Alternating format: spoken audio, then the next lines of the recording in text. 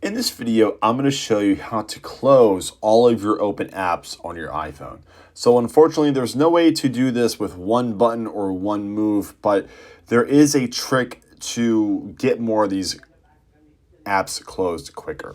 So if you were to take your hand and slightly swipe up and then to the right, you're going to find all of your current open apps. So what we can do here is just go ahead.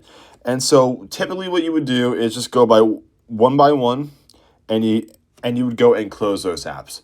But if you take 2 or 3 fingers, so let's slightly move this over like this, and then if you were to take 2 or 3 fingers and then you can go ahead and go by 2 or 3 at a time, and that will essentially close those apps a lot quicker, and you can go through and close all of your apps.